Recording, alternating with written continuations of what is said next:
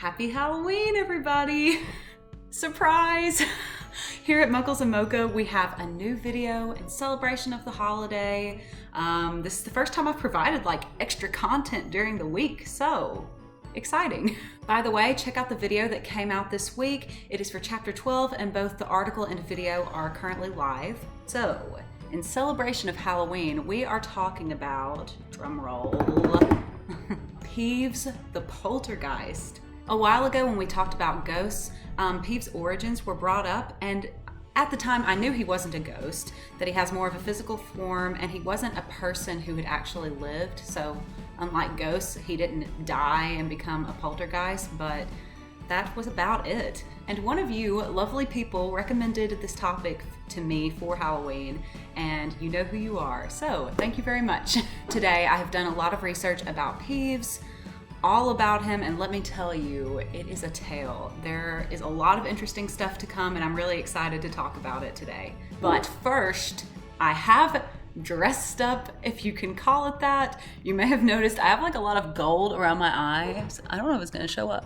Maybe it will. My camera's not great. But yes, I have dressed up, and I am Edward Elric from the Fullmetal Alchemist. If you've been watching the videos, you know I've already talked about Fullmetal Alchemist before, but y'all, I just love that show, and I had to dress up as my boy, Edward.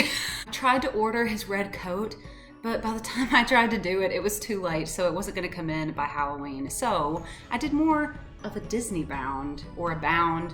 I don't know if you guys know what that is. It's basically just where you dress in the colors or similar to the style of a character and be that character. So that's what I did today. This is all just like what I found in my closet. Yeah, so I've got the coat, the black, the belt. I have a little pocket watch. Looky there. It's not silver, but like I said, gotta work with what you have. And then Edward has gold eyes, so that is what you see around my face. I put a lot on. So, Halloween, woo! What did you guys dress up as? Feel free to post a comment or a picture of yourself in the comments of the Facebook link, whatever. Let us know what you dressed up as for Halloween. Don't know if we have any Harry Potter people out there who have dressed up as people from the books or movies. We're gonna have to do that. Maybe for next Halloween, we can have like a Harry Potter costume competition. I don't know, just a thought. So now, without further ado, let's talk about Peeves the Poltergeist.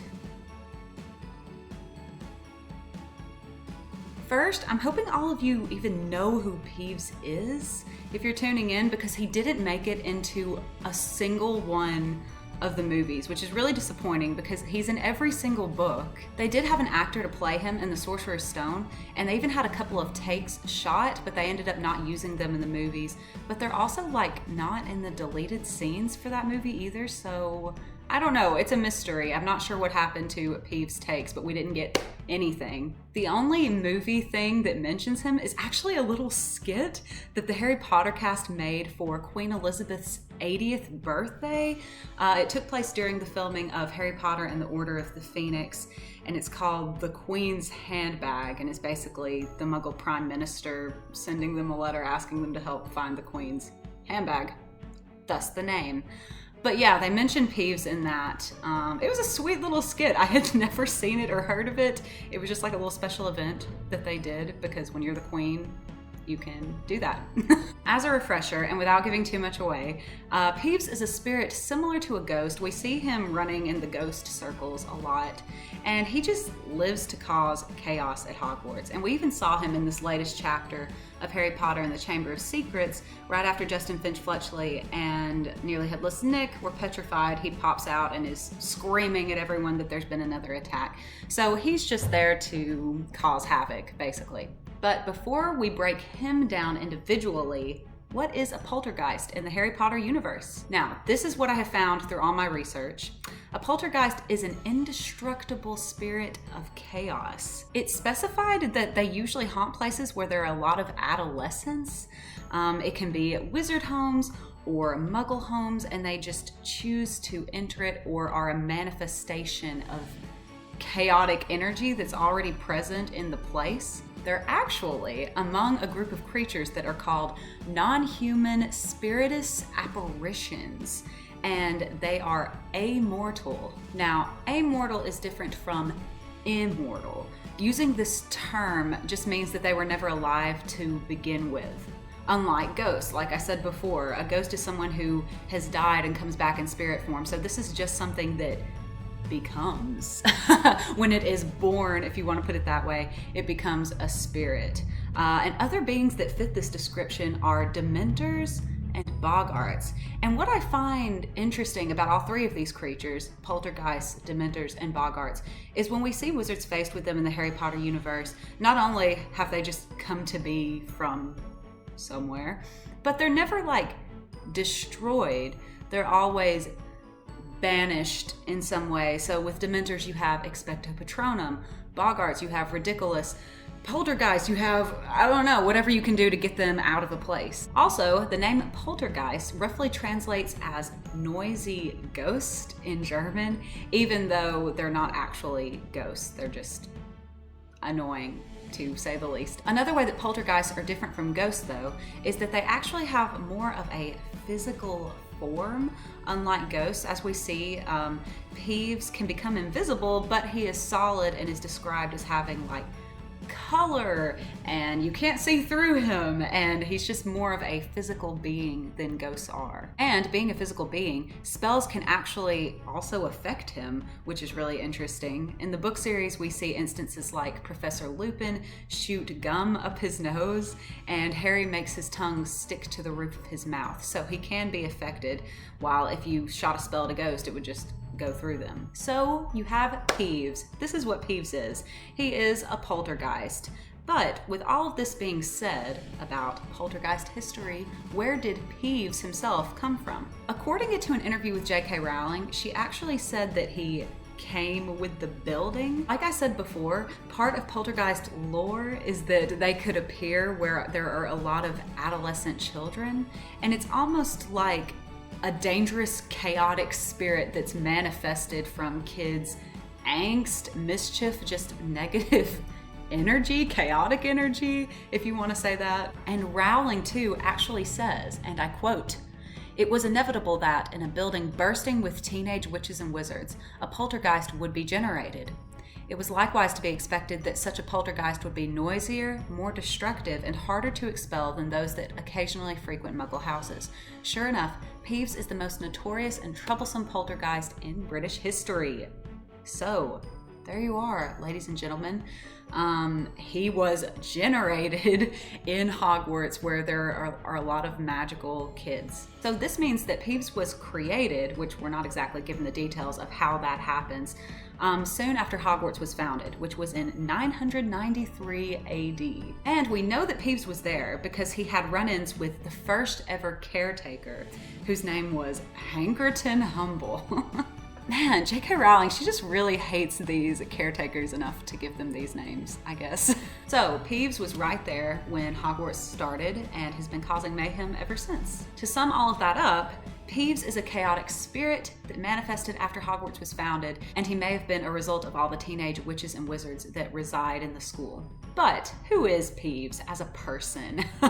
And what mayhem has he caused in Hogwarts? Well, now that we know that he's been there since the beginning, he's just been going crazy since day one, basically. Rowling says that Peeves is well named because he's been a pet peeve of every single Hogwarts caretaker. And he does all he can to disrupt life at Hogwarts. Like, he breaks things, terrorizes students, creates innumerable messes and situations that Filch has to clean up. Like, the list goes on and on and on. And he's just such a funny character to read about. I actually read recently that one of the Phelps brothers who play Fred and George, I think it was Oliver, it says that Peeves is actually his favorite character in the books, which seems really fitting. As I said, Peeves has a physical form as opposed to Hogwarts ghosts, and he's actually described as looking like a little man with slanted orange eyes, and he dresses in loud clothes that includes like a bell-covered hat and an orange bow tie, and then he has black hair, which, you know, I don't know how I have always imagined Peeves, but I've never imagined him looking like that. I've always thought of him more as like a Cornish pixie with human features, like from Chamber of Secrets. in the movie. I don't know why I see him that way, but yeah. Ultimately, the best way to describe Peeves is as the most notorious and troublesome poltergeist in British history, which is kind of awesome in my opinion. Like she said, he's apparently harder to get rid of because of how long he's been there and the nature of the place that he is, I guess, with all the magic. I don't know, but Peeves just seems kind of awesome. Now, Peeves doesn't listen to anyone except for maybe 3 exceptions, and some of them are kind of a stretch. First, you have Dumbledore, and maybe he was like this with all the headmasters who were, you know, wise, able to be respected. He respects Dumbledore more than anything. Most of the time he listens to what Dumbledore says, but it's just out of respect, which I feel like is a lot from a poltergeist. Then there's Fred and George, which he respected their wishes when they left. Granted, it was just to cause more chaos for Umbridge, which I feel like would be someone like everyone else that Peeves would just hate.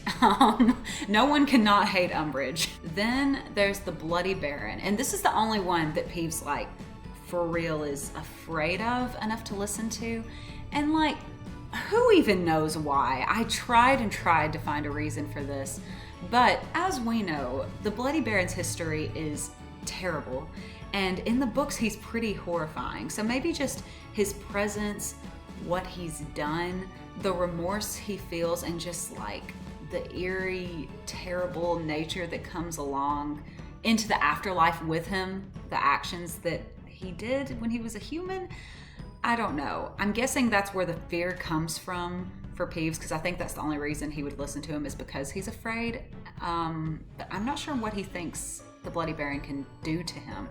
I don't really know what ghosts are capable of when it comes to poltergeists, but yeah, the Bloody Baron, that's the only person he listens to. So, with Peeves and other poltergeists, is there a way that you could get them to leave or even destroy them? There's a bit of confusion on this because many sources from the Harry Potter universe, if you want to call it that, and just poltergeist lore in general, says that you can expel them or get them to leave. And J.K. Rowling even says that that's usually common with Muggle houses, that you should be able to do that.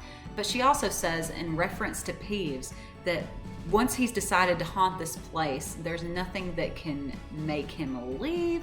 I don't know if this is the power, like I said before, of him being in such a magical location or something like that, but yeah, she says he's pretty much stuck there. And actually, one of the old Hogwarts caretakers tried to get rid of Peeves, and this is my favorite story that I found. And it's a caretaker whose name is Rancorous Carp, and it happened in 1876. And again, the names of these caretakers. But yeah, it was pretty disastrous. So Carp tried to like make this elaborate trap that had all of these weapons, I guess just like out in the hallway, that he thought would be irresistible to Peeves. And he put this bell jar above it that was, you know, modified with a containment charm that maybe could drop on Peeves and hold him. I don't know what this guy was thinking. It seems like the worst way to catch Peeves, but okay. But Peeves obviously broke the bell jar and got out. Then he got all of the weapons that the dude had laid out, like crossbows and miniature cannons. And the whole castle like had to evacuate while he was just like firing weapons around the school. Oh my gosh, I would love to read this scene in the Harry Potter books. Apparently it was a 3-day standoff, and it ended with the headmistress agreed to sign a contract with Peeves. His contract gave him certain privileges, and he also got a new hat made by this famous witch in Paris. So that's the story of when someone tried to get rid of Peeves, and apparently no one else has ever tried since then. Much to Filch's dismay. Personally, I think Dumbledore could get him to leave. I mean, he's the most powerful wizard ever, so I think he could do it, but think about it. It's a Dumbledore. He is quirky and whimsical, even more so in the books than he is in the movies, definitely. And I think he likes having Peeves around. It's nothing like a little chaos, and I bet some of his antics make him laugh, so he's fine with it. So, as far as we know, in the fictional realm of Harry Potter, Peeves is probably still causing havoc. He's been going since 993, and he's not slowing down. So that's what we have about poltergeists and specifically Peeves. Thanks for tuning in today. I hope you learned a little bit about the mysterious Peeves in this video. I had a lot of fun researching, and I know that I learned a lot, so it was a very fun video to make. And I may do more videos like this in the future that are just focused on one subject and just diving into certain parts of the Harry Potter universe. So let me know if there's any other subjects you want to know about. If you liked this video, give it a like and subscribe to my YouTube channel. We'll have a new Muggles and Mocha coming out next week over Chapter 13 of Harry Potter and the Chamber of Secrets. So if you haven't already, go ahead and read that. I hope you guys have a fantastic Halloween. I know that I'll probably be wearing this again because why not? I was actually really proud of it because, like I said, just pulled this out of the closet. I'll see you next week for Muggles and Mocha, and I guess I'll close this out with an Edward Elric move. Bye.